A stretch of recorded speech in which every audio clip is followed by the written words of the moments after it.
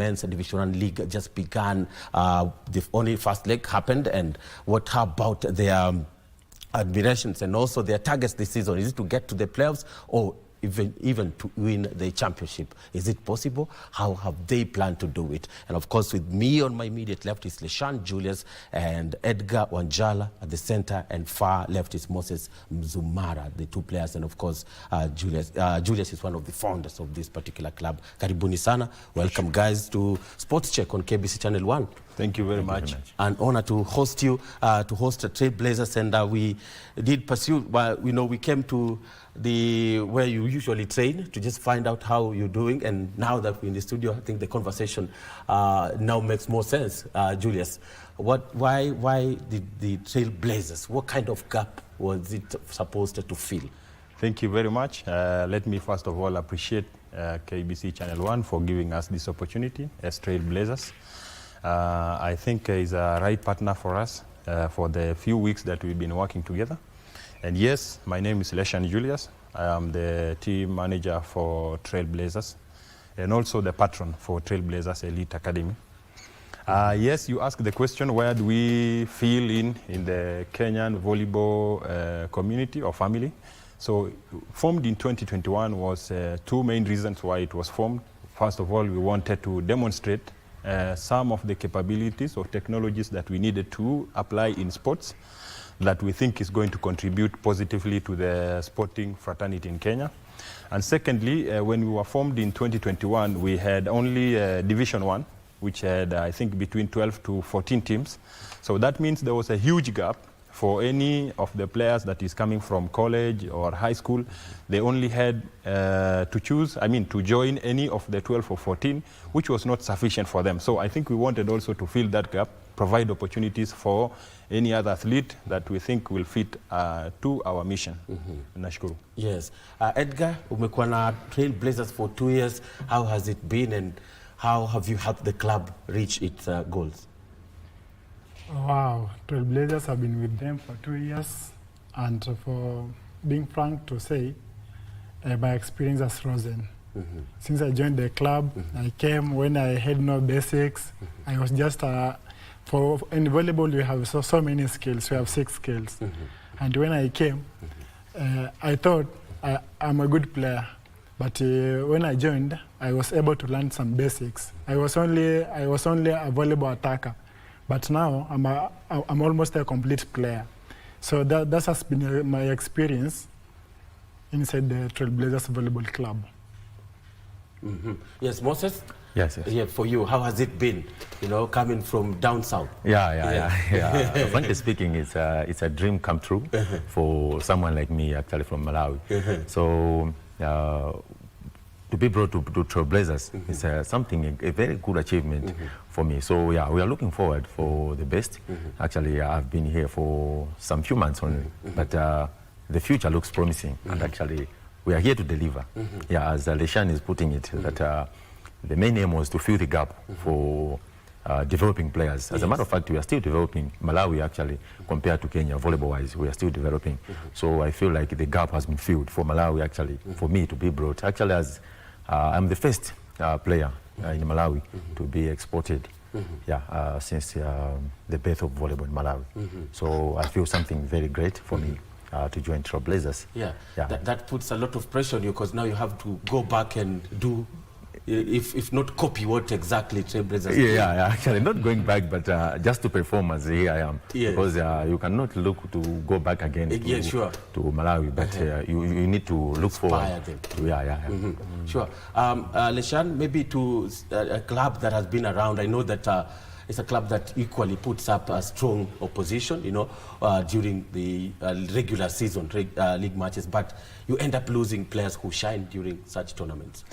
I think that has been a big challenge for us since 2021, because I think on average we've been losing 5 players per season, and unfortunately last season we've lost 10 players.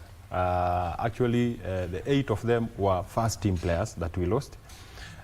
So this is a big challenge to us, and this is why now we had to think of alternative. One is to establish an elite academy that is able to groom kids from a younger age. Then we have the mini pros with 17 years to 21. So this then will feed the senior team. Since that we have discovered this is one of the good problem to have, because where we are losing these players, we think they are also going to play in a senior clubs, either within Kenya or outside Kenya. So it's a good problem to have, and we're also looking for a solution for that. Yeah. Yes, and maybe with the young players now, how patient are you for them to? It's impossible for them to fill up the space that's been left by 5 players in a season. Yeah, it's not a big challenge for us right now. One is because we didn't foresee this problem initially, because of course we knew there was a huge gap, but we didn't see that we are going to lose these players that frequent like this. But then after we realized that we have this problem, is when now we say, okay, we need to set up a structure that will be able to support the senior team. We may be very patient on our side, but sometimes players, you know, there is a lot of scouting in Kenya happening. So even if before they join the senior team and they are scouted, we have no issue with that. But we just want to develop more players. And I think we have a very good structure right now, because we not only have the academy, but we are doing the outreach programs for schools. Why? Because we want to do talent development and identification at the school level. Because if you look at currently the Kenya structure, the school level talent development, especially in volleyball, is not well advanced. And is not covering the whole country. Probably you will find like 1 or 2 regions are the ones that are doing development. So what we are doing currently on our school program is we try to focus even on other regions which are not covered. Yeah. Yes.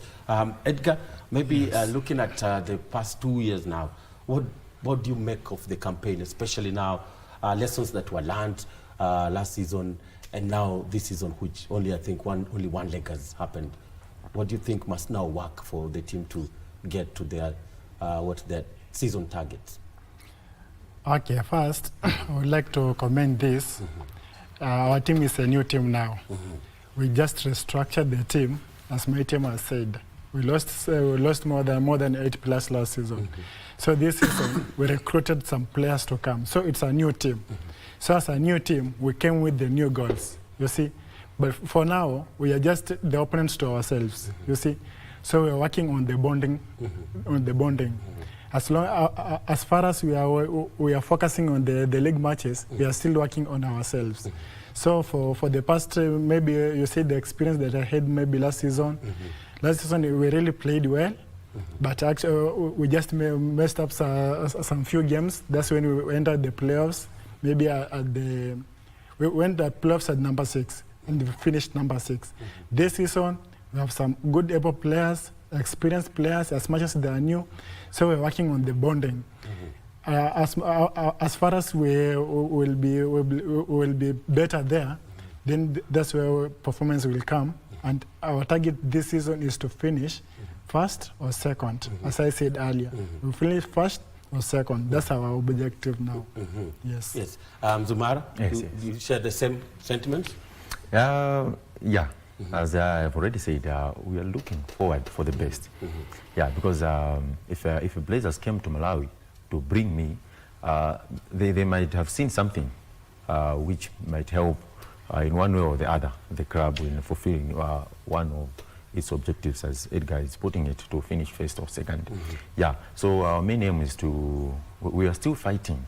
We are still fighting to be better than before. Yeah, you know, you cannot be an opponent to your friend, yet you have not polished up yourself, your past self. Yeah, so we are still looking in making our history better than before.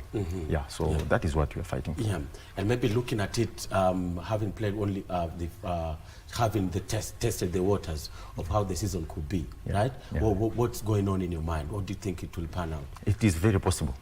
It is very possible, and we can achieve more. Yeah, only that maybe taking it to Malawi, we are still afraid. We are still afraid in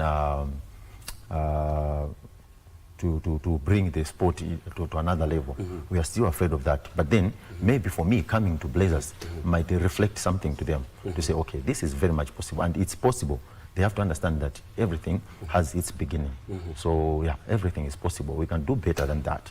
Yeah. Yes, indeed. So for Leshan, is it What's the good side of losing players? Yeah, good question. But I think even before I answer your question, you have asked about 2 years from now. I would wish to look at that camera. And one, I say, is we want to build a structure that has never been in volleyball Kenya. That's our priority number one. Number two, we want to look at ways of how we can sustain ourselves. Because one, we are not supported by any big corporate. We are not supported by any other organization. We are supported by our own pockets. And Richard himself, who is the co-founder of the club. So we're looking for ways of how else can we be sustainable. And these 2 years is what actually we had put a target for ourselves. From April this year is when we started the whole program. So April next year, we have our first year anniversary to come and review what we have been achieved. Then 2027, God willing, is when now we want to achieve these two objectives. But then, coming to your point of the positive side of losing players is I am happy today when I see, for example, the players that I have lost for the last 2 or 3 seasons are comfortable somewhere. And they're also contributing to these teams because currently we have players who are outside in the Middle East and they are contributing positively to their clubs. We have people who are in Rwanda also positively contributing. And we have those who have joined good clubs in Kenya, locally here, and they have secured jobs. Some of them are employed, and they are also still playing volleyball. So it's a good side of losing players. I don't think we have at least 90% of our players that we are losing right now are in comfortable places, and they are also still carrying our name. So everywhere we go, and I will give you one example. So one time I was inquiring one of the players, who is not in our team, but I was asking, sometimes you guys, you know, sometimes you have these jokes in the, within volleyball and say, okay, this club we don't like, or ABCD. But now this player was mentioning to me that Blazers will be the last club that I will ever talk ill of. I was asking why. So he said, when I went for an interview in Rwanda, all the clips were shown there is from Trailblazers media team, because you know we are among the clubs that has a huge media team. So those are the positive vibes that we get from outside. Yes, indeed. Edgar, beginning with the prisons, Western prisons, right? That's where your volleyball kicked off from. But now with Trailblazers, what do you think? How well has Trailblazers made your volleyball better? Hey, very good question. Now, when I came from Western prisons, I came to meet a man who's by the name Coach Omondi, Geoffrey Omondi. I came here and coach told me, Edgar, you are too far to be called a professional player. I was asking myself, why coach? He told me, you'll trust me for whatever I've told you when you experience the heat in the Trailblazers. You see where I was? I was a first team player. In volleyball we used to call Baba. So at Western Prison, I was the point maker. But when I came to Trailblazers, I found there are some beasts there. So I had to work harder so that I can reach their levels. You see? For me, doing that, Coach Omosh introduced me to basics. Like a kid now, the way Leshan is doing to our kids now, the elite academy. Coach Omosh introduced me to basic volleyball. Receive, how to place your arms when you're blocking, how to play, how to swing when you're going to attack. Then I came to realize I never knew volleyball before. That's when I'm learning now. So it took me 1 year at least to make into the first team. And from there, I was the first team player. So I was progressing like that till now. I'm a first team player and I'm the captain of the team. Oh, yes. Beautiful story, Leshan. It's a good growth. I think I had the same doubts initially when he came. So I was asking my coach that time, do you think he is capable to help us in the near future? And then he was saying, okay, yeah, just be patient with him, because when he came, he was saying a lot of basics were missing, which is what we try in Trailblazers. So I think he's really done well. And being the captain, of course, you know, now he really commands in that field. Yes, sure. Mzumara was volleyball the first choice for you, or you began with No. another discipline? Volleyball was my first choice ever. Yeah. Yeah. So, yeah, of course I tried some sports disciplines, but I thought it was that, no, this is not my part. Yeah, I belong to this side. Yeah. and now you see what you've said about not being so big there in Malawi. How did you stay dreaming with it, despite the fact that it's not that big, you know, like it's like you'll be the first one? As a matter of fact, playing outside the country was my first, and till now it's my priority. I prioritize that. Yeah, because I know I can do better than staying at Trailblazers. Yeah, because in Malawi, for someone who has achieved something better is the one who has played for national team before. Yeah, as I'm talking now, the names which are on paper to say these are for national teams, some of them are 54 years. Yeah. Oh. Since then, we have not had a national team in Malawi. For how long? For 44 years? No, it's been like the last time I have witnessed a national team, it was in 2016 or so. Yeah, so some of them... 10 years ago. Yeah, none of them is currently playing. Yeah, so for someone in Malawi, the best achievement which has been ever made is to play for the national team, unlike international clubs. Yeah, so I believe and I hope that apart from me, we still have another talent. Yeah, sure. Yeah, there in Malawi, which can also help in other teams. Yeah, because for me, it was just like a joke when someone was telling me, no, you guy, you do not belong here. I said, how? I said, okay, I will take you to Kenya. So from Malawi to Kenya, it's a distance. Yeah, sure. Yeah, for me, I was dreaming, okay, maybe if I can play to Zambia, our neighboring countries, maybe Zambia or Tanzania, that could have made sense. But imagine from Malawi to Kenya. Yeah, but you can cross Lake Nyasa and you're here. Yeah. Yeah. So from Malawi to Kenya, it's a great achievement. Yeah, it's a great achievement. And I believe that the upcoming players in Malawi are looking at me as an example. And I will try my best to provide more than this. And your name is first on the national team list now? Yeah, I can say so. If they can have one, because we don't have a national team right now. Yeah, we don't have, let me be okay. We don't have a national team, okay? Because the clubs are more focused on developing their own clubs, you see, yeah, and players other than the national team, because we lack support from the government. Yeah, government is mostly actually putting more efforts in football and netball and other sports disciplines. Yeah, and for them to come and support volleyball, players must be there first. Yes. Yeah. No, players, we are there. Yeah, we've knocked many times. But then I think it's maybe another mentality, I can say. That means that you... it's like you're the pioneer team, so you have to keep pushing. You have to suffer more. Yeah, we need to push more, because even for me coming to Kenya, I was at the corner of the newspaper. You know, I'm the first export, but then I'm found at the corner of the newspaper instead of the front page, which could have actually created an image maybe to the government or well-wishers or the government also.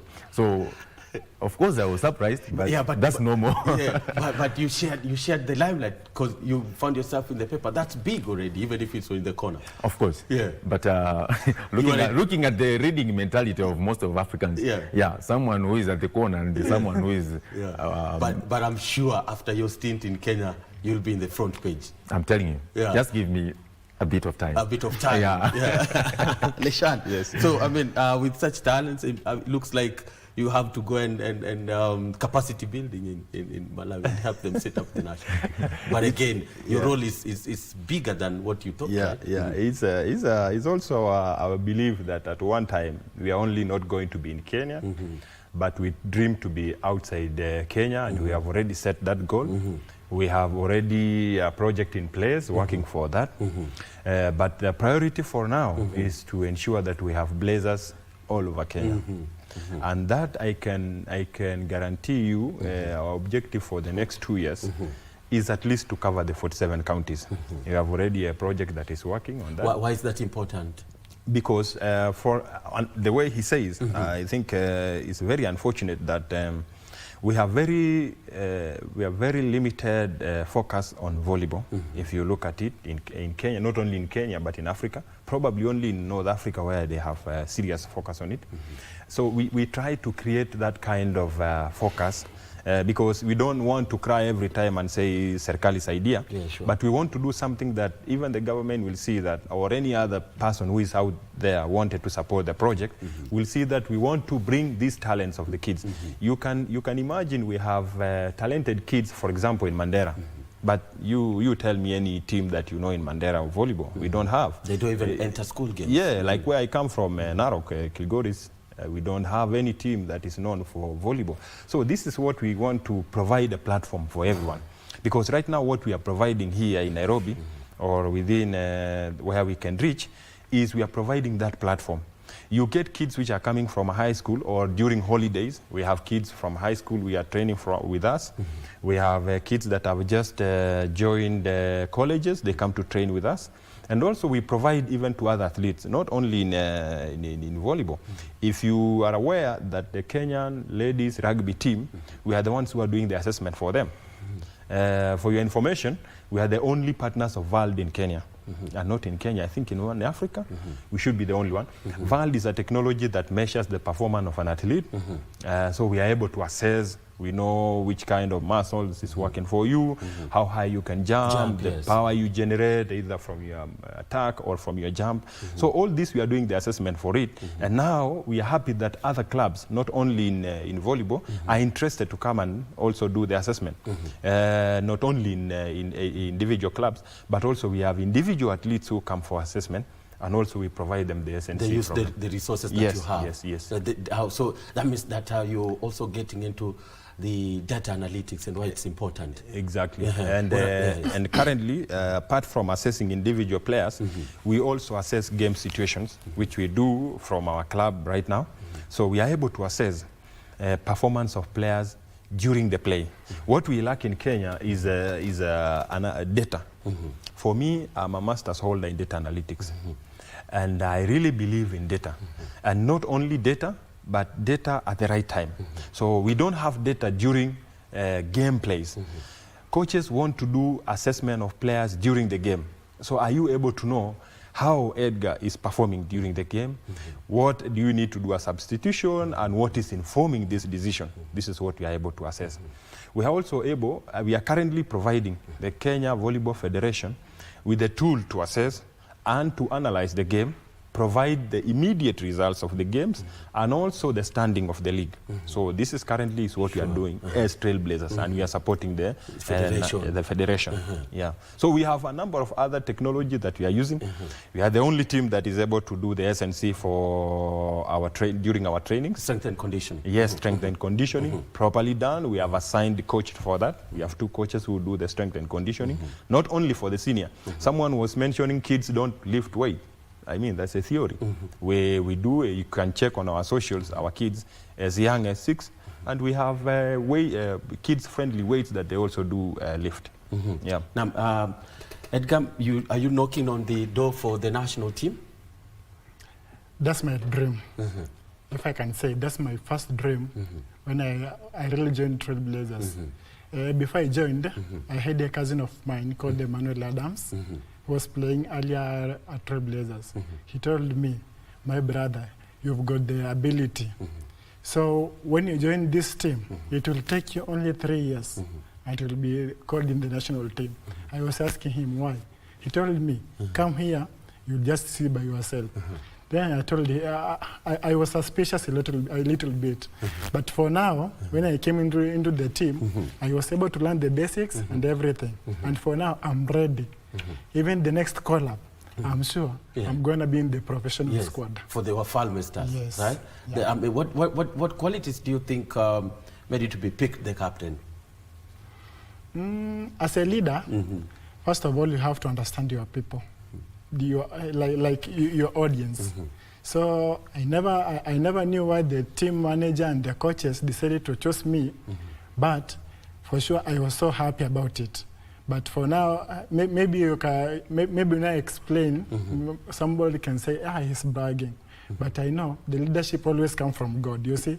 And the team managers and the senior coaches are elder people. They know why they chose me. Yes. Yes, indeed. You can speak about his qualities? Okay,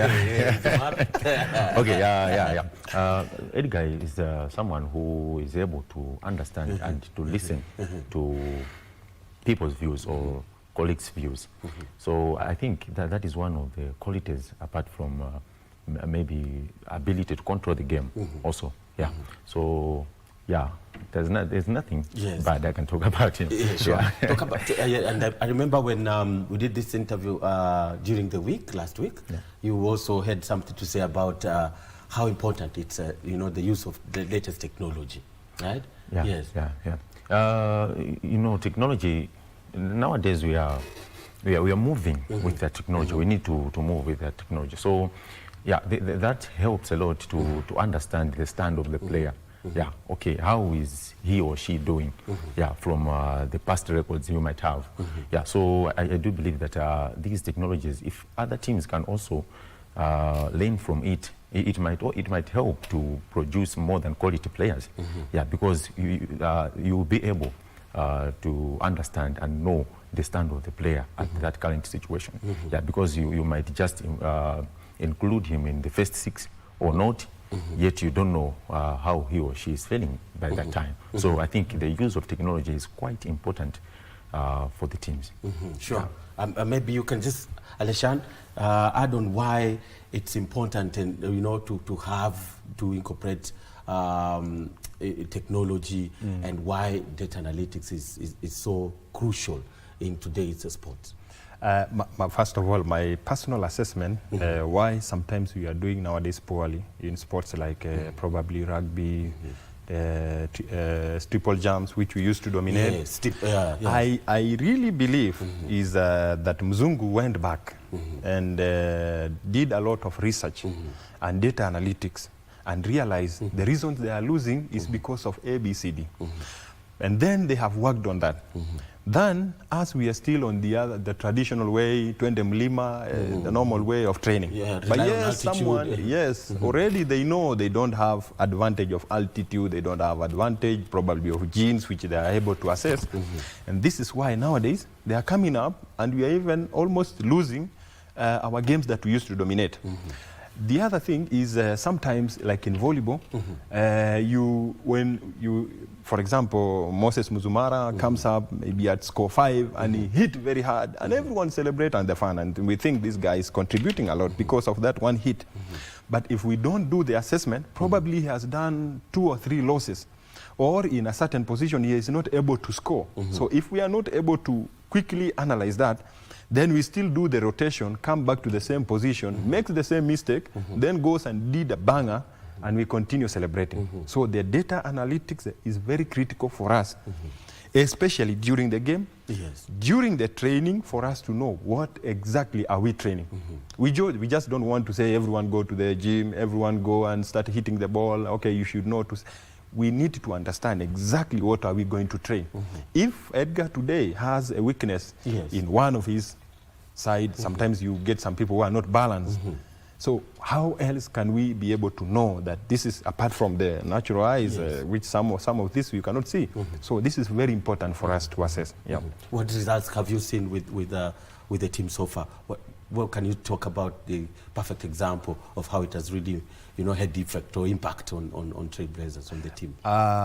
For now, the impact we have had on technology is, one, we have seen a number of athletes who come to us because they want to also be assessed. That's one.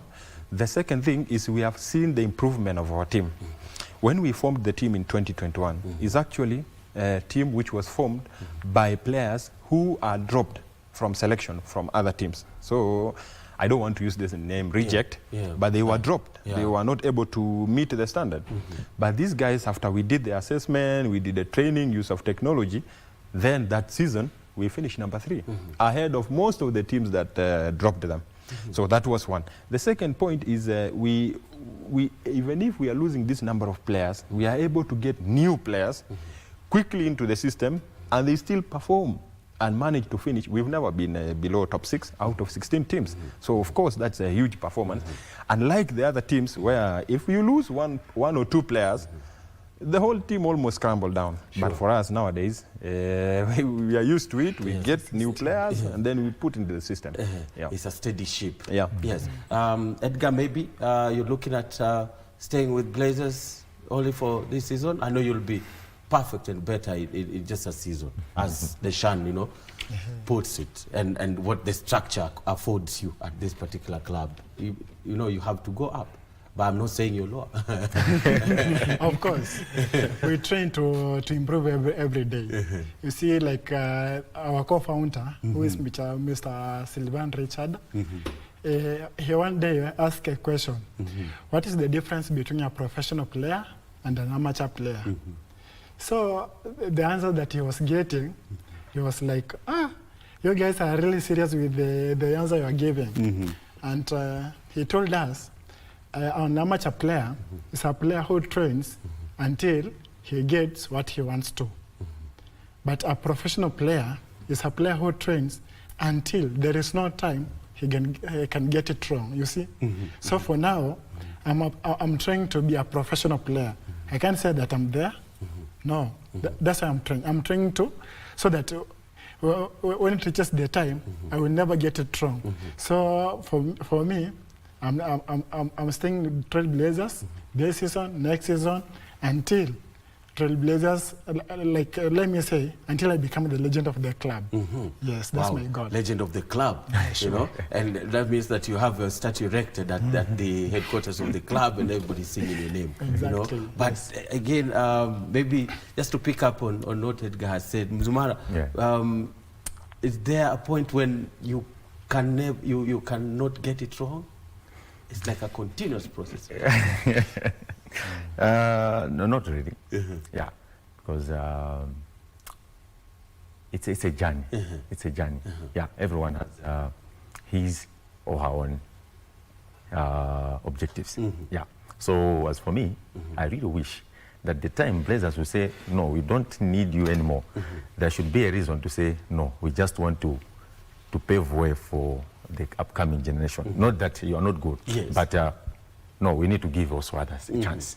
You've done a lot, big man. Yeah, so that's the only thing that I'm looking forward to. Yeah. Yes, you have the, what's better, the fear of losing or winning? Not losing, not winning, but doing what is right during that time. If I can fail to do what is right, then that is my biggest fear. Yeah, because we are told what to do at what particular time.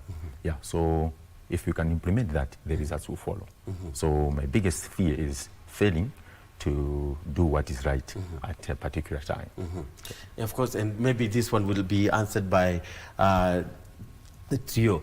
When you play the first leg and you won against the defending champions, right? Yeah. What did this make the team believe?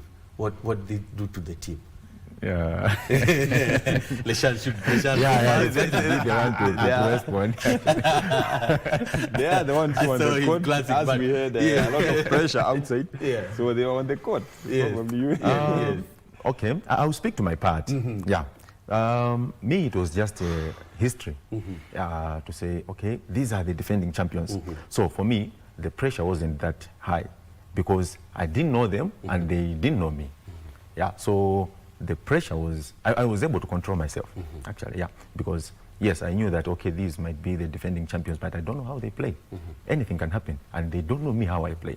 Anything can also happen. So through that, I believe that that is the reason we managed to maybe to knock them down. Yeah. Sure. Edgar, you want to add on how the feeling was and what really, it meant for the team? Yeah, sure. For me, what I can say, when you are into the war and you can feel the opponent is stronger than you, you will just go into the war when you are prepared, psychologically and physically. So we went there, we knew that these are defending champions. Of course, everyone around the country, they will be saying, Blazers are going to lose. So that's the thing that gave us the morale to go and face the opponents. So we went there, you are the opponents. Okay, we are going to press you down until you beat us. You beat us 3-0, you will feel it. We beat you, then we will have to fight. That's what our motivation was about. Yes. And you did get the result. Now that means that when the second leg comes in January, what must happen? Exactly. So that gave us the confidence to go to enter into the next leg now. We will be the champion. Okay, we have to maintain the same standard. We maintain or we go higher. We are not, by no point we're going to come again lower. We're just going to maintain the same standard as we move forward. Intentions clearly, Sean. How do you stay focused? No celebrating early. Yeah, we want to celebrate at that moment alone, but also we remember about what is there in the future. And I remember before that game, because we had lost 2 games, and then we sat down and I was thinking, I talked to the coach and say, probably we are not very ready for this leg. We should have probably moved this leg to next year, and then we play. But coach says, okay, no, we have to push until we finish this game that we have tomorrow. So I remember The Art of War, Zhuang Tzu. I'm sure you know that he says sometimes when you want your soldiers to compete, is you put them in a valley where there is no point of return. So we had, of course, to put our heads down and say, okay, we have no point of return, already to share Toanguo, and we are going to fight. Now, going forward, I think we already put a statement forward that we are here to compete. And anyone who is going to face us going forward, be sure that if you are not going to get 3-0, if you try your best, probably you can get a set. Yeah. Yes, indeed. I mean, as we come to a close, but future of the club, an ambitious project that you have with the club, right? Yeah. What will see the club get to where they want, and maybe what's the plan for maybe in the next 10 years? Yeah. I want to look at maybe this my camera. I think I'm talking to anyone who is there, Kenyans and every other person of goodwill who want, first of all, is we are a club that does not have a sponsor anywhere. We are supporting each other. We need to create a network of equal partners that we want to work together in this journey. We are the only club that already has created a network in US. We are already inviting teams from America to play with us. We have a number of teams that are already confirmed for next year. But behind that, what I came to discover in sports is we really need to create a lot of opportunities for our youth. Because what we have seen currently in sports in Kenya is either you turn up to be a team manager or a coach. So the rest of the people will go back to the village and do farming and any other thing. I don't think, I'm not saying it's a bad thing, but I think we need to create more opportunities for them. So what we have in plan is we don't want to lose our players just to go back and languish, maybe in the villages or wherever they are. So we want to create a structure that will sustain all of us. We want also to be able to identify talents at the grassroots level. What you do this is by establishing these local networks that we'll be having. We have a team that is currently called the Elite Nairobi, which is just a middle between the juniors and the senior team, so 17 to 21. This is a network that we want to create all over the country. We already have one that is established in Nairobi. So this will help us to identify talents at the grassroots level. But right now, we are limited resources. That's why we are going slow. We don't think that we have that pace to run at this stage. But we are okay. We continue with that pace. But in case we have partners who are there who want to support this noble objective, we have a lot to discuss together. We also want to continue the adoption of technology, not only in Trailblazers, but we want to impact the whole sporting fraternity in Kenya. So there are a lot of projects that we have. Some of you, we have come to your clubs. And I'm sure in the next 1 year from now, we'll have a number of projects that we'll be running with you. So we welcome any other Kenyan of goodwill, any other person or corporate that want to work with us. We're inviting you to the table. Yeah. Nice one. Edgar, maybe your final sentiments, playoffs, is it a viable target? Okay, as a team captain, I would like to say our team is now steady. We're working, like for what I can say, there is this saying that I would like to introduce to my team. it's good we trust in the process, but not the outcome. So now we are focusing on the process, and that process is going to lead us into the playoffs. And as we will enter that playoffs, our antennas will be raised, and that's when we'll just unleash our real beast in us. Yes, indeed. Zumara, finally, a few seconds for you. Plain and simple. If you want to achieve something, don't die before day. Just stay focused until the end. So we are here focused until the end. Don't die? Don't die before death. Okay. Okay. Philosophical. We'll know what it means, until the end. Thank you so much, Mzumara, Edgar, and Leshan, for finding time and coming to share with us on what Trailblazers actually are doing out there. And we just found out they're doing huge stuff, not just for the club alone, but the whole of sports fraternity in the country. So keep leading the pace in terms of introducing technology to the clubs, and all the best as you also gun and look at getting to the playoffs or even becoming champions of the Kenya Volleyball Federation's Men's League. Why not, right? With all the ambitions and determination that you've shown. Been speaking with the Leshan, Julius Edgar Wanchala, and Moses Mzumara from the Trailblazers Volleyball Club. Up next, I'll be engaging Matters Africa Cup of Nations with the soccer journalist Barry Silla shortly. But of course, keep it sports check. We'll be looking at Caleb Odio's story in wheelchair basketball. We'll be back with more, so stay with us.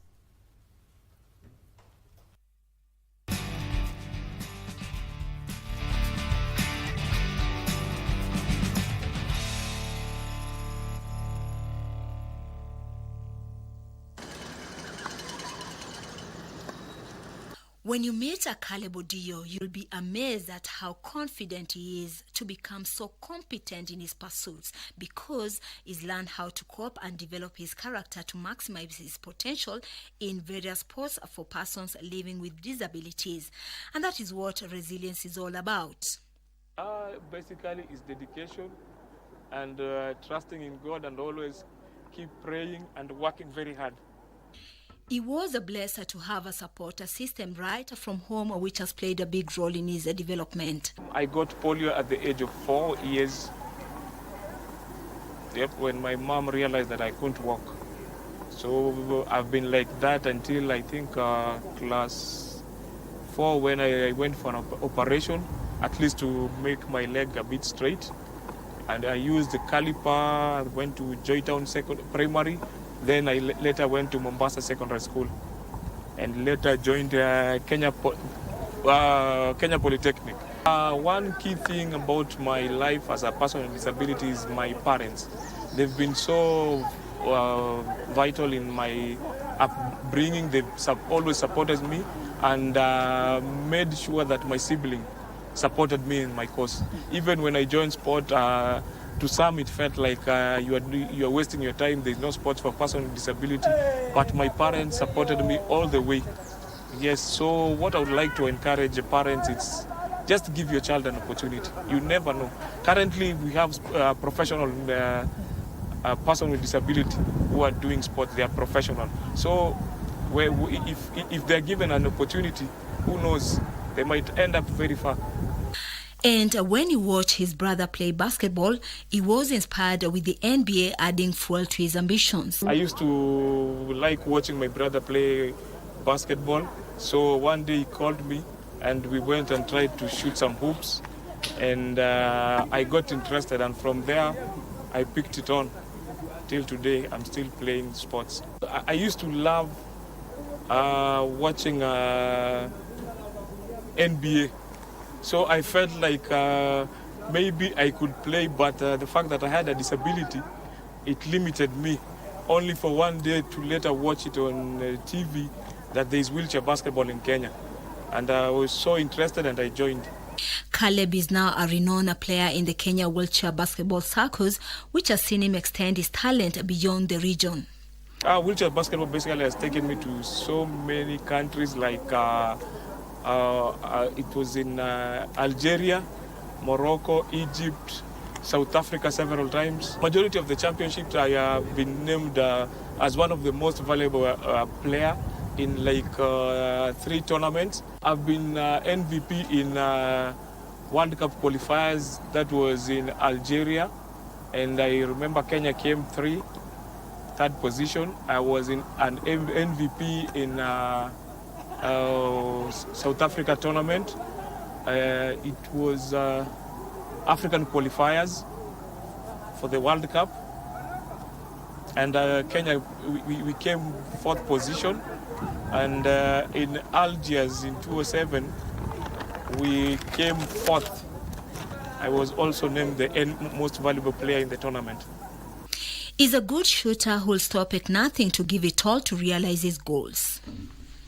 I'm very proud of that because we've been me and Coach Andrew and Coach Gumbi have been working out on my shooting skills, and I'm glad. Even in the recent championship, I managed to score around 20 baskets in one match, which is something very good. And that is not all, as he has excelled in para-athletics too, notably the marathon, where he's a constant competitor in the local scene. Last year, I won the Beyond Zero marathon. I came first. I think 2019, I finished second in the Standard Chartered Marathon. Last year, I finished 5th, which is sad. I'm looking forward to working on it. I have to claim my trophy. Yeah. It's not harder to combine the two sports, as he's very agile and adaptive to any situation. It's all rounds up to the physical nature of an athlete. Because you find that in wheelchair basketball and in wheelchair tennis, you get to do a lot of running around. So when you use that, you find that you can do well in marathons. Because, for example, in wheelchair tennis, we get to the court like by 10:30, and we finish around 3. All that time, it's all about chasing the ball here and there. So when you combine the hours, you put them into marathon, you see that maybe you can be somewhere in a good position.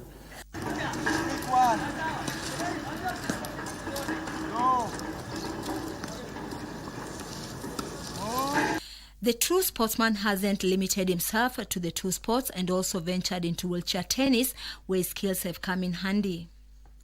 I remember the first time wheelchair tennis was introduced, there is a coach who saw me and told me that he can use my wheeling skills in tennis. So he gave me a racket, and that was it. We came into tennis. At some point, I was seed number 1 for Kenya for I think it was around 2 years.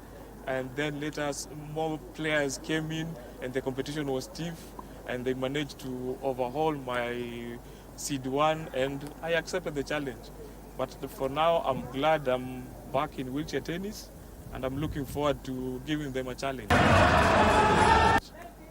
Most memorable is the championship, wheelchair basketball championship in South Africa, when I got the most valuable player.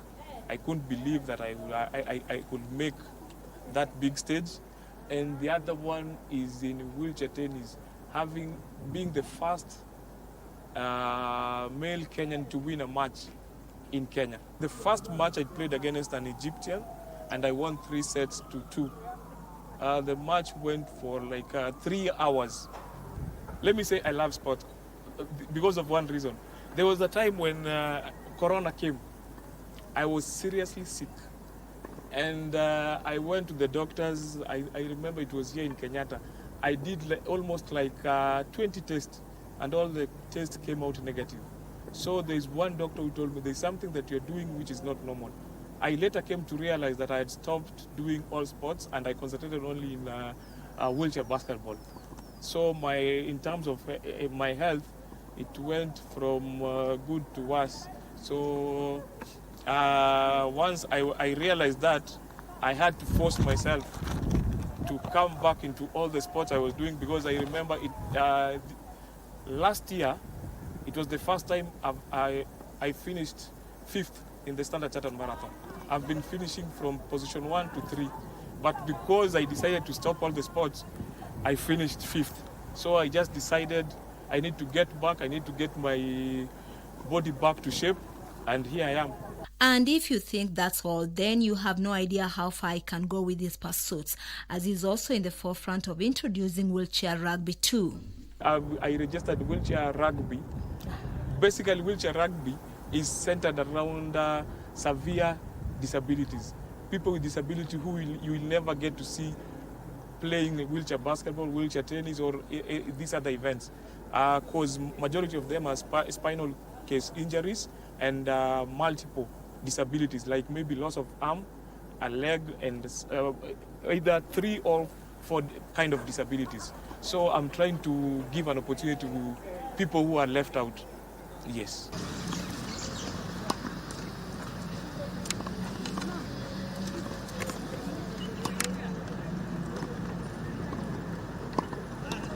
All in all, he doesn't let his tribulations and disability define him, and is more focused than ever to continue doing what he loves most.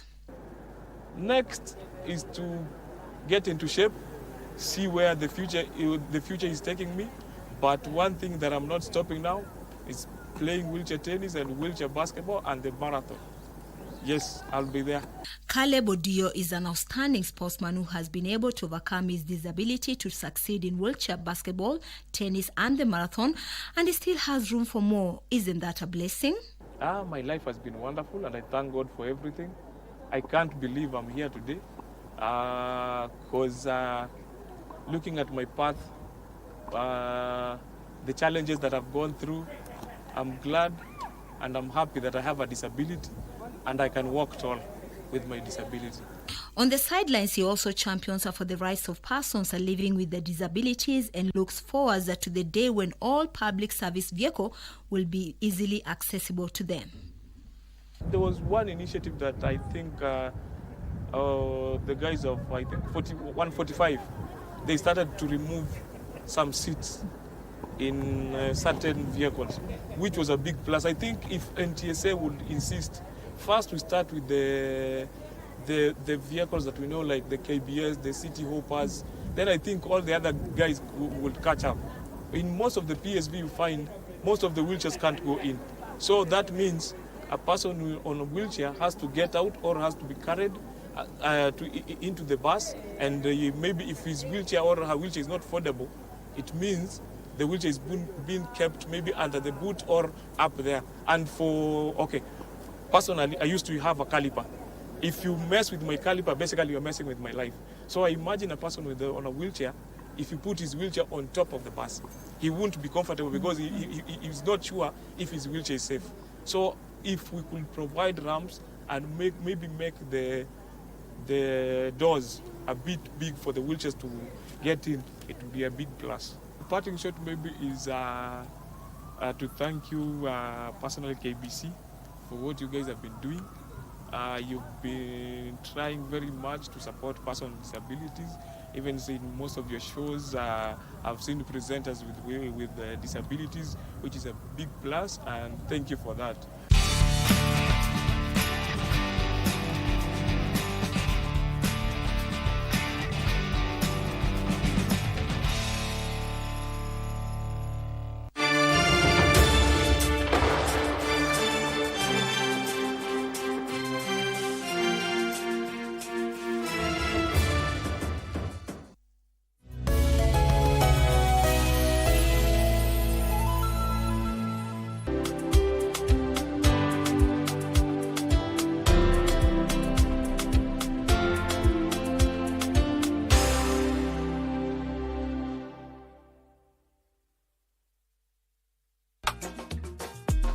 Why are you experimenting with people's health? Sasa hizi mambo gani yule matope ananiweka? Wewe mwenyewe ndio alisema kila mtu mahali huko akue mbunifu. Kwani hata leo umepika? Sasa hii mbulu inaenda, utajua kule utaipeleka. Na kama Mugaka.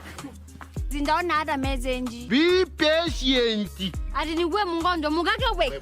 Kazi yako nagua hapa ama nagua kule. Wewe usijichoche, Mungu amekabili rungu yako wewe. Ningekuwa nimekuzima kitambo sana. Hi Pips. You are not my type. Pandangasi anashukanga. Wow, Kasto umefika kumbe. A gentleman afai kukula na koti. Ni hapa tufanyangi hizo ni Kims.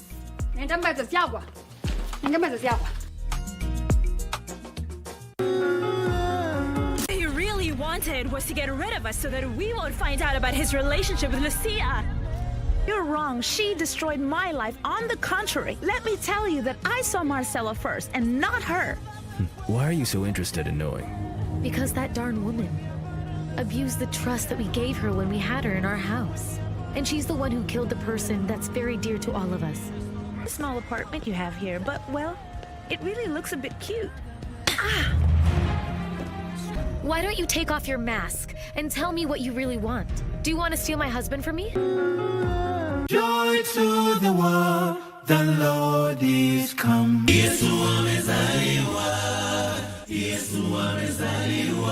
The holiday season is here again. What? It's family time. Oh, yes! It's a season to be jolly. And so, grab a seat, relax as your favorite Christmas hosts line up to indulge you this year. It's about to go down. There's a lot of food and drinks to go around. It's delicious. Great music for the soul. It's unbeatable. It's joyous. It's Christmas on KBC Channel 1.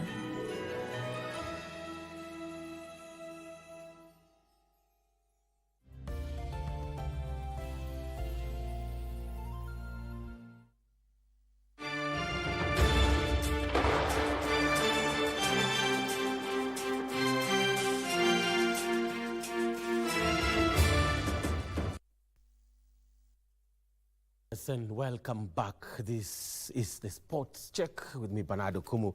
We, of course, delving into the 35th edition of the Africa Cup of Nations that's kicking off this Sunday, that's 21st of December, through to 18th of January. So we have continental football, what celebration of African talent we're going to witness, if anything to go by, as what we did see during the qualifiers and also during the CHAN, just set the stage for this big showpiece. So we're going to delve into matches of African football, look at the possible winners, the defending champions, the odds, and where it's being held, 6 venues in Morocco. That's where this particular tournament is going to happen. And it will be a celebration of African talent, as I've said. And with me on set is Barry Sila. Barry Sila is a sports journalist. Karibu sana, Barry. Thank you very much. First time to have you here. Asante. We've been elsewhere with you many times, absolutely, right? Our sister station on Y. Great to have you. Thank you so much for your time. Asante. Now, first things first, 6 stadiums across 6 stadiums, 6 cities or towns. Yes, how big do you think this particular tournament will be? Well, the 35th, asante sana, Bernard. The 35th biennial event of the Africa Cup of Nations, or AFCON, like you rightly said, is going to be held in Morocco in 6 cities. These are, Agaza, Casablanca, Marrakesh, Fez, and Rabat. The first match, of course, will be at St. Abdullah Stadium in Rabat. So this is big for Morocco. Morocco, has been coming good in matters of football development, and now we know next year they're hosting 2 major events as well, AFCON under 17, I think under 20 for the ladies. So the world and Africa is ready for the football fiesta that is slated for the next, almost 27 days. But action starts on that Sunday with Comoros facing the host Morocco in Rabat. Sure. Yeah. And of course, Morocco, kicking it off against Comoros, and this just like the Group A matches. But they are, of course, where do you think some of the tightest groups, the so-called groups of death? Yeah, for me, I'm looking at 3 groups here, Bernard. When you look at Group A, it's actually tight. The host Morocco are there with, I think, 2 times champion Zambia and Mali as well. And then, of course, Comoros probably are the, I don't know if I'd call them dark horses, but they're the lower teams. So that Group A looks very tight for me. I'd also say the next group, Group B, featuring neighbors, Angola, South Africa, Zimbabwe, and then Egypt. You know, Egypt Record champions, yes. 7-time champions. So this will be very interesting. I think South Africa 2-time or one-time winners. Yes, yes. So Group B is also interesting.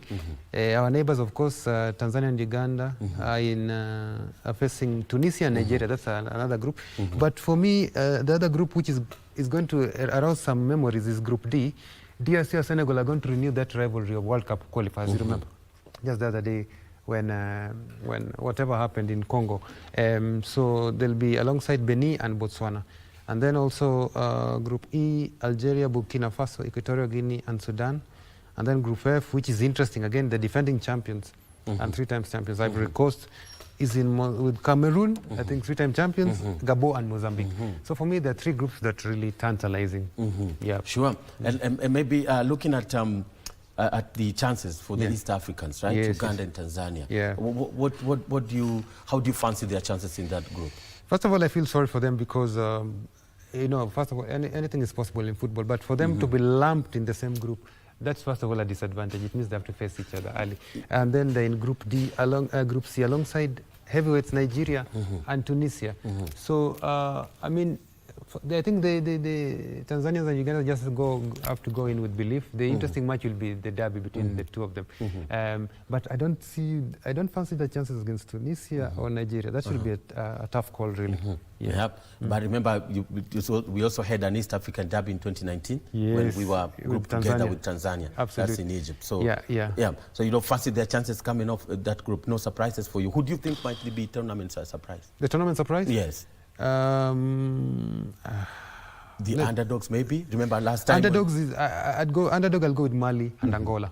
Yeah. Maybe Angola, right? Mabululu maybe could be doing their thing. Absolutely. I mean, but for the people who I think are right on the money to go all the way, defending champions have to be in the bracket. Senegal, former champions, have to be in the bracket. Egypt have to be in the bracket as well. So, and I hope Nigeria gets its act together. Same to Cameroon as well. Sure. Nigeria getting its act together. Do you think they have a point to prove since they missed out on qualification to the World Cup? Absolutely. Nigeria and Cameroon, I think we've spoken about this before. The landscape of African football is changing. So I think they're going to have points to prove. We've seen the squads out. The likes of Victor Osimhen has a point to prove. Calvin Bassey. Yeah, Calvin Bassey. Trustekong retired though. Lukman Ademola should do something. Bali. There's been a bit of issue and noise in Cameroon with the federation and the presidency. A lot of noise. Yes. Which is not ideal in the camp. But I hope they put their act together and show the world or Africa why they are, many-time champions in this competition. Sure. And also they hold the record as the team that has qualified for the World Cup more times, but this time they are not there as well. So these are some of the teams that maybe have a point to prove, or will be going to in Morocco, not just to conquer Africa, but also to tell them that they are see the giants of Africa football. So do you fancy Cameroon's chances, Nigeria against Ivory Coast? Who do you think might dislodge Ivory Coast if they they don't win? Do Morocco have... I want to see Morocco better. Morocco, the only African country that have gone into the FIFA World Cup semis, finishing third on the log. But I want to see more of Morocco. I need to see what Egypt can do. But as it is, traditionally the defending champions have something to prove. I want to see what Coach Faye is going to do with the... the elephants of the Ivorians. And of course, but of course, I'm looking at Senegal mostly. Senegal for me is fireworks. The lineup of including Thiam, Kina Mane, absolutely rock star lineup. But for me, the two Northern Africans, Egypt and Morocco, and then Senegal and Ivory Coast should be the frontliners. Maybe. Looking at another team that's potentially going to give the rest for a run of the money. It could be maybe from this should be Benin. Maybe they've had also a stellar campaign towards the qualification, or they have the outside chances. Those are outside chances for me. But I fancy. I don't know why I fancy Mali a lot and Angola. I feel like they can do something apart from. What they can be able to, what they showed us, particularly in the CHAN that ended here, they do traditionally well even in AFCON, in the qualifiers and all that. So I'd like to see what they do. But also interestingly for me, Bernard, not to forget, the Southern African nations have been staggering behind, leaving the Western Africans and Northern Africans to dominate. I want to see what Bafana can do. But yes, but a good point. But this time round, all of them have qualified. All of them have qualified. Yeah, but 6 teams from the COSAFA region. Interesting. Botswana, South Africa, Mozambique, Angola. Comoros is down there as well? In Central Africa. Okay. Yeah, so it's interesting. That qualification is good. But see, let's see. We want to see how much can go, not only the group stage, but the dying stages of the tournament. Quarters, even Namibia as well. Yeah, even Namibia. So I'm keen to see what Hugo Bruce will do with Bafana. Bafana, yes. Yeah, I liked their qualification run. Yes, and also their campaign last time around. They really proved that they have a formidable side that can, go all the way in Africa. Yeah. You believe that they can build on that, especially, and also the unique thing about them is that the players are all play at home. Yeah, absolutely. That's like an advantage. Yeah, I think South Africa is the second nearest country that shares the same model with Morocco. Of course, Morocco have foreigners, but South Africa is built on investment, infrastructure. But another thing, just like Morocco, they have very steady and good youth programs. You just seen what they did under 17, under 20, even in the ladies and the senior teams. So I just want to see what Bafana should be able to replicate what they did almost 20, 30 years ago with the likes of Mark Fish. Yes. Yeah. That's in 96. Yeah. So we want to see what they can do here. And then, of course, we will be waiting for them to see what they'll do in the World Cup next year. And of course, there are some of the key players will be the likes of the goalkeeper, Rowan Williams. Yes. Who, I can't remember when was the last time an African goalkeeper made it to the shortlist of Ballon d'Or. Absolutely, it's been brilliant. It's been a monster between the sticks for Bafana. The Mamelodi Sundowns man, I think there was a time he had a bit of a dip. He faced a lot of criticism from the South African media, who are deemed to be very harsh. But he's very experienced, he's very composed, and I believe that's like having an extra defender for South Africa. So I'd like to see just first of all get out of the group stages, then I see how they make it through. But certainly Rowan, who is the captain as well, is a key member for Hugo Bruce in Bafana. Yes, indeed. I mean, teams participating, something interesting. Thank you, Brian, for the pictures, And it's all been about the organization of this tournament, right? Absolutely. Which, in all, with all the effort that Morocco has put forward, it's going to be a marvelous tournament. How they've planned for the teams to the venues as well as the training venues. Yes, absolutely. And the facilities available to the teams. Yeah, that's a good point. And listen, investment is everything in sports. Morocco has taken it a notch. In virtually every city, there are academies, there are pitches for kids to train and play in. And all the top tier teams in Botola in Morocco have academies and lower, the junior teams as well play. So I think that's where Morocco has gotten it right in terms of investment of key areas like infrastructure. And this is why they'll continue to dominate the African sphere. Remember, they are the only country apart from South Africa, who are going to host the World Cup, co-host with their neighbors. Yes, 1930, right? Yes. Portugal. Yes, so I think it's given us, the rest of the continent, a template to copy and go by.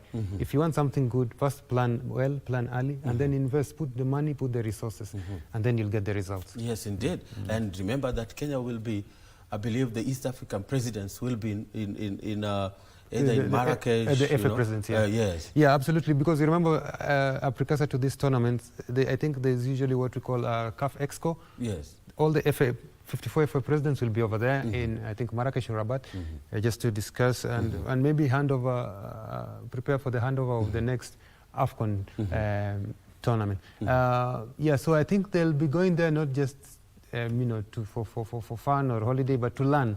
Pick lessons, exchange ideas is very important when you go there to network. So, and I think for us, as this side of the world, East Africa, it will be important for the 3 FA presidents to go and get the valuable lessons of how we can host a great AFCON 2027. Yeah. Yes, indeed. So, and do you think that East Africa will be going there to pick a few lessons to benchmark and know how to put up,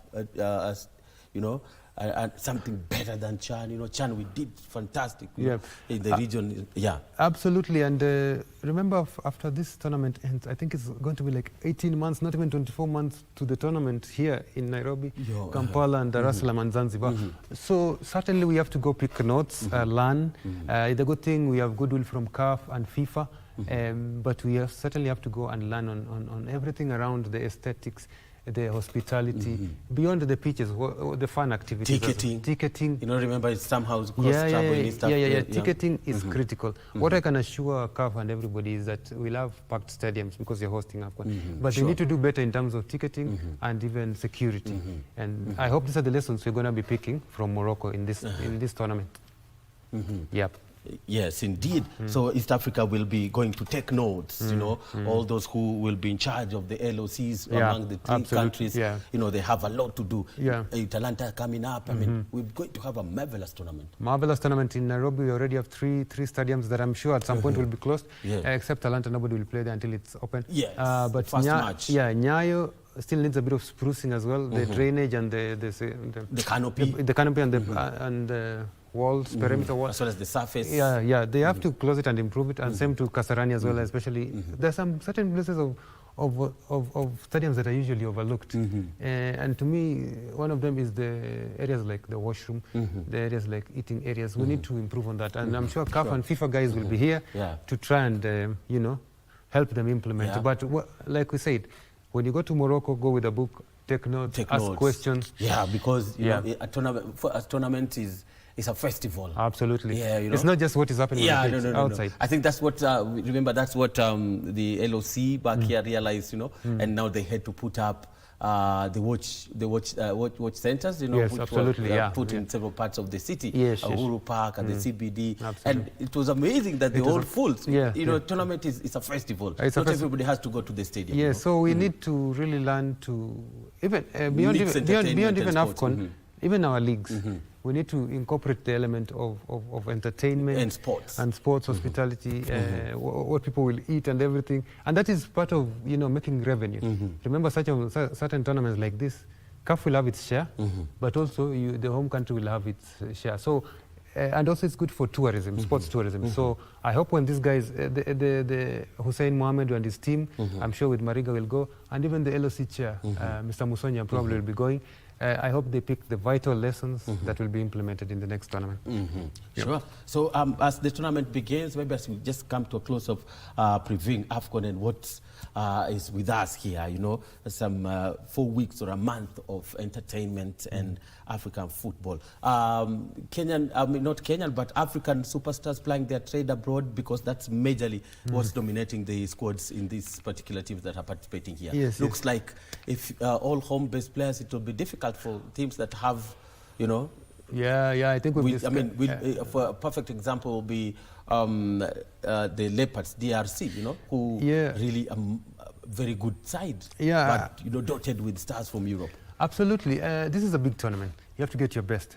Look, Morocco has a good league, but virtually everyone plays abroad. And also what I heard with Morocco is a lot of them were born outside. So, like you said, Congo, DRC, the Leopards, Carthage Lions, the Lions of Teranga, and also Indomitable Lions. You will be sure 90% of their playing staff or playing unit are going to be people from the top leagues. Talk about England, Spain, France, Germany, and whatnot. So because this is a big league, I think it will be quite a rare fit unless you're very unique when you're playing at home. Maybe some people, the team, a country that I believe will get a lot of home-based players is South Africa and Egypt, because they focus a lot on home development. But the rest of the pack, we are going to see the people we watch every day on TV, every weekend, donning their national colors, including, I like to see exactly what Leopards will do, because the Leopards I'm putting my money on them. The Leopards look very good, the business. And they're certain to qualify for the World Cup. Maybe we're counting to one. But anyway, Like Barry. they look the dark horses of the tournament, and they can go all the way. Yes, hold your thought, Barry, because we'll be back with you. We are not done yet on the Africa Cup of Nations preview, but let's maybe link up with Naomi Wafula, who did secure a slot on the prestigious Sunshine Development Tour. She'll be featuring the Sunshine Ladies Tour next season. Maybe she's joining us via Zoom. And Naomi, thank you so much for getting time to share with us this great news after last week's announcement that you were one of the 2 players from this particular East Africa swing that got a chance to participate, in next year's Sunshine Development Ladies Tour. Tell us how you feel about that particular achievement and how it's been a journey for you. Thank you so much for having me. Achieving that tour card to play in the Sunshine Ladies Tour for 2026 season, it has always been my dream to play on tour, and now I'm just about to live that dream. So I'm so grateful for all the event organizers of the Sunshine Development Tour, East Africa Swing, all the sponsors, everybody who came together to make that event possible, which has given me a pathway to go international. Did you expect the result? Were you eager to get such a result? Remember that just during the same time is when you turned pro. So when this Sunshine Development Tour was launched in Kenya, and the same time the professional golfers of Kenya was also launching their tour as well, it gave me a reason to turn professional. And when I started this tour, I didn't expect much from it. I just was there to enjoy, to do what I love to do, which is to compete. And I'm so happy that outcome has actually been more than I expected. Maybe in the tour, at what point did you realize that you had control of your game and it was only you and the club? So I was able to participate in 8 of the tours here in Kenya, 1 in Rwanda. And for me, I was going out there to do my best. And most times I was sometimes the only female on the field competing with the men. So it was quite a challenge, but I've been working very hard. I've been doing a lot of gym and a lot of practice. So I'm happy the results were able to show at the end. You made a cut in 7 of the 8 legs. What's this leg or round that you did not make the cut, and how did it impact on how you played in subsequent legs? So out of the 8 events, I only missed 1 cut, and that was actually the very first one that was happening at thicker greens. And I remember after day 1, I had a really bad round because I was having putting problems. And after my round, I went to look for a pro to fix my game, and I couldn't find one. So I went alone to practice. And the next day, I played really well. I had a really good comeback, which made me miss the cut by 1 shot because of day 1. And from there, I was so ready to put in the work because I saw like the pros, they were winning good money, and it made me to work really hard. So I'm so happy from my hard work and all the practice, the other events, I was able to make cuts. And does your 18th place on the tour's merit of order reflect your performance, really reflect your performance during the campaign? Yes, currently I'm 18th position on the tour and the best female. And I'm so happy for that position because competing with men, it's not easy. They're really solid, but it's also kept me the momentum and made me work really harder. So I'm happy for that position. Maybe what are your targets in Sunshine Ladies Tour next season? Are you just going to play and have fun, or you have something that you really want the whole of the continent and the world to know about Naomi? So I've set a target for all the 9 events I'll go out there to participate in South Africa, to do my very best in each event. I'm going to represent Kenya. I'm going to represent East Africa. This is going to be the very first time an East Africa player is having the full tour card on Sunshine Tour. So for me, on my end, I'm ready to really do my best on each game so that I can perform my best. And currently, I'm already under training. So I'm positive that the results will be good. What has kept you consistent all through? What has kept you going? What has been the main reason why you've been consistent all throughout? So for me, competing, it's my passion. So that has kept me going. And from these tournaments, we are able to make money here and there. So I'm also able to support my family, and that keeps me going. It keeps me pushing harder. So I'm so grateful for this, that this Sunshine Development Tour, East Africa Swing, has been able to open a pathway for us to go international. And I mean, this, I'd like to ask, is it the fear of winning or losing? What really makes sense for you? So going out there to compete, for me, I've done it since I was 6 years old, and I will say it comes with a lot of experience. At first, you really want to win all the time, but with a lot of experience, you just realize that you have to do all your best. And for me, even when I lose, I always know that if I give it all my best and I lose, for me, that is a win. So that's how that's the mentality I always go to the game with. And I mean, and coming, playing golf from 6-year-old, I know you've been always with us, you know, and coming through the Rose Naliaka's Golf Academy. How, you know, tracing your roots, beginning from the academy and up to here, how did it prepare you better for such stages like what you're about to take part in next season, like the Sunshine Ladies Tour? How did such, you know, upbringing make you focus and be better to take on such, you know, huge responsibility that what you're about to do next year? So I'm so happy for following in the footsteps of the legend Rose Naliaka, who was the very first female professional in Kenya, and she started a golf academy in 2005, which I was part of. And since I was 6, she has trained me since then, and she was always my mentor. So that really motivated me, because under her hands, by the time I was 12 years, I was in the Kenya team. So I'm so grateful to follow in her footsteps, and I also hope that I can have other girls who will follow in my footsteps as well. And how much do you depend on your physical gifts, you know, and compared to the mental strength? So I do a lot of practice, but this game also, you have to be very mentally strong. So I have a timetable, and every day at 6 a.m. I'm in the gym 5 days a week, and the rest of the day I'm either on the golf course or training kids. So my life revolves a lot around golf, and I think that is a plus for me. And the mental part, it comes with a lot of experience and also practice. I do a lot of meditation, which keeps me mentally strong and physically strong as well.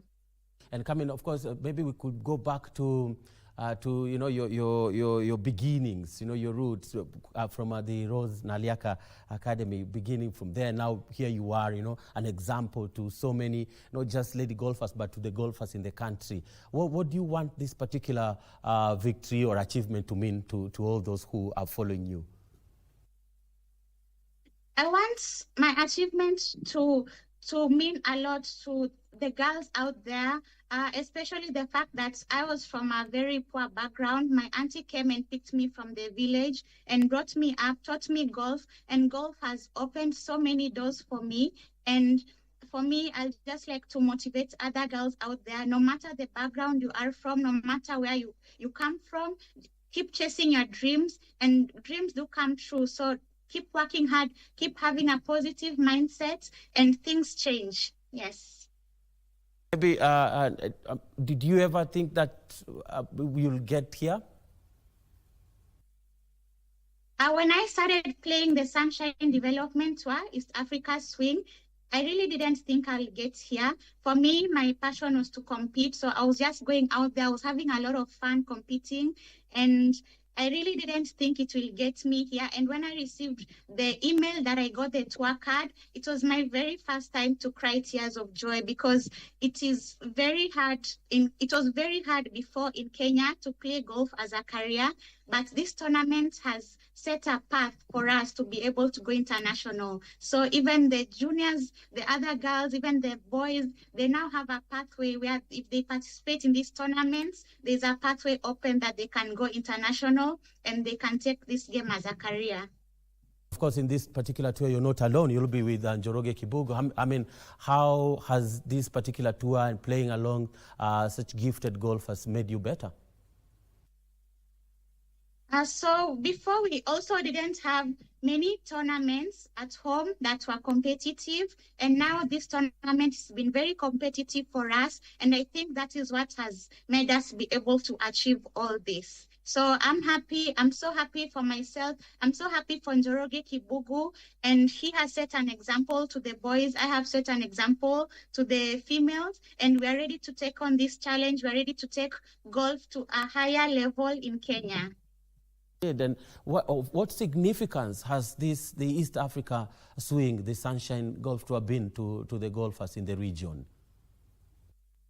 So this tournament, this tour, the Sunshine Development Tour we've been playing, it's brought a lot for us. As I say, like right now, we are able to go international through this tournament, and also we are able to compete at the highest level right here at home, which before we had to travel to be able to compete at high level. So we are just so grateful that they set this tournament so that, because we have a lot of talent here at home that was going unrecognized, but now because of this tour, there's so much talent that is getting recognized. So now it is even motivating the juniors, everyone who wants to take golf as a career in Kenya. It's really motivating them, and now they know they can try their best in this game and play it as a career. Yeah. The demands for the next level now? What are the demands in the Sunshine Ladies Tour? What do you know about it? So I have, for the 2026 Sunshine Ladies Tour, there are 9 tournaments in 4 months, starting from February. And I'm so ready for this. So I'm just so excited. I'm happy for the people who are behind me. I have so many supporters. I'm so grateful. So I'm really ready to do all my best to make all my supporters, the sponsors, all those who are behind me. I'm really ready to do all my best to make everyone proud. And it's at the moment I'm doing a lot of practice, because down in South Africa, the competition is at higher level. It's very tough. So it's a lot of training, a lot of practice, which I'm currently ongoing. So I'm happy for that, and it's always been my dream to play on tour. So my passion for the competing on tour is the one that is pushing me to do my very best. So I'm feeling I'm ready. Locally, do you think that you've faced stiff challenge or enough opposition to sharpen your game? You know, the players that you've played with locally. Sorry. Kenya, what would you say about the level of competition that you faced locally that has sharpened your game, developed your game, and made you better? Yes, so this tours has really sharpened my game. And this year, I became the first female professional to turn under the Professional Golfers of Kenya. And this Sunshine Development Tour is one of the reasons that pushed me to go professional, because before we didn't have a really good reason to turn professional. You had to leave the country to turn professional. But now, once the tour started, I saw a very good reason to turn professional, and playing with the men, competing. We've had a very busy year, back-to-back games every year, which has not been the norm. So I'm really happy how 2025 started and how it ended. And I'm so grateful for these opportunities. So thank you. Yes, and maybe finally, now maybe before I let you go, how do you mentally cope with the sport? What moments shape your belief? Is it when you lose or when you win? So for me, how I cope with the game, it has come with a lot of experience. And I'm always, as I say, when I go out there to do my best. My strongest part of the game is my mental game. So my mentality is very strong. So when I'm going out there, I have the mentality to do my very best. When I lose, because I already did my best, I don't feel bad about it, because I know I did my best. So that helps me to be strong mentally. And of course, I have so many juniors, I have so many people looking up to me. So it's also give me no choice but to be strong mentally, so that I can set an example to the others as well. Yeah. Yes, Naomi, good stuff there. And maybe just as we let you go, what do you have for the juniors that you've mentioned that are looking up to you? What do you tell them?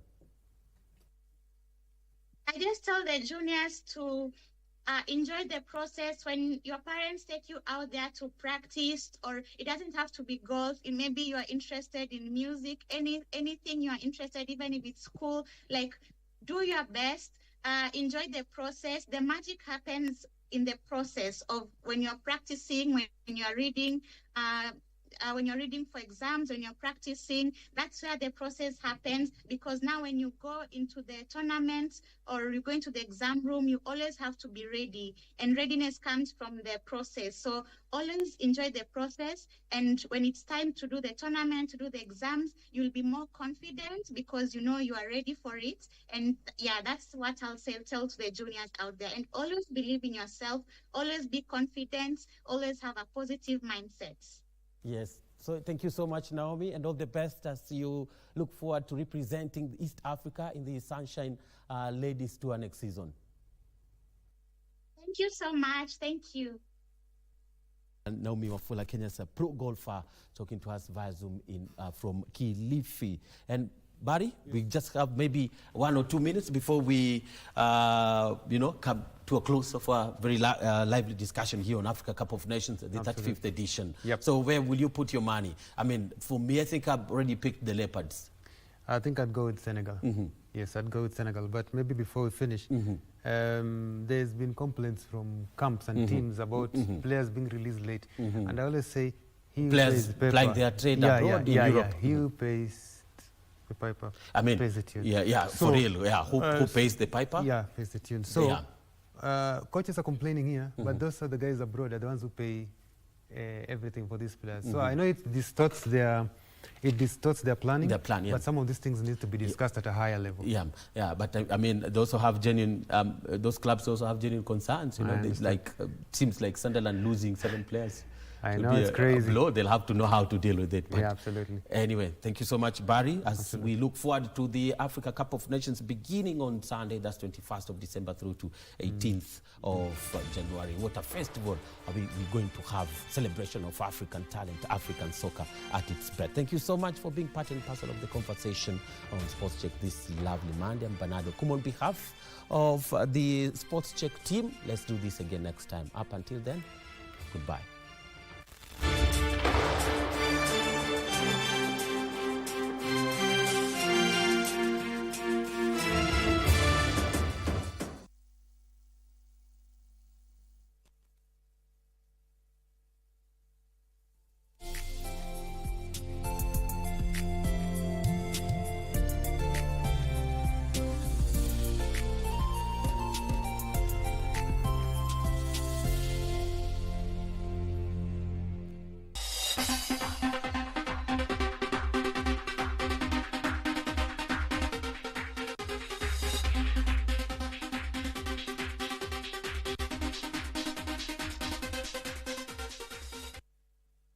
To the international calendar, and it was won by Dominguez. But let's celebrate the bronze for Chewa of Kenya with a new personal best time. She left it late to join the world of athletics and still went on to reap at the fruits of this competitive field. Milka Chemosa Chewa now stands tall among the list of the greatest women steeplechasers with a list of achievements. As an athlete, we learn to understand and feel our bodies. So if anything comes on your way, you have to just keep going and thank God for everything, because athletics has done a lot to my life and my family and also to my country. So for me, I do not have any regrets. In fact, instead of regretting, I have to thank God for everything. Yeah. If her husband Alex Sang had not discovered her potential while at the Kenya Police College, the script would have been very different. I'm so happy because at school I was a footballer. Yeah. By the way, I was not a runner in school, so when I joined college, so that's the time that I joined the athletics team in college. So I can say athletics has really done good to my life. Yeah. In college, it was something like maybe you are avoiding to do some work. So someone told me, we have to join this group so that we can kulia. So so that we can avoid slashing and maybe, and the way I was too small. And I thank my husband for the support that he gave me.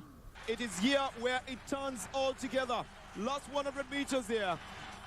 Here is the judge. She took the sport seriously in 2008, and a year later, she found her perfect fit, the 3,000-meter steeplechase, thanks to her mentor and former champion Richard Matilong, to bag her first medal, a bronze, in the Berlin World Championship in 2009 in a personal best of 9 minutes 08.57 seconds. In person, I was new in athletics, and I was just there running.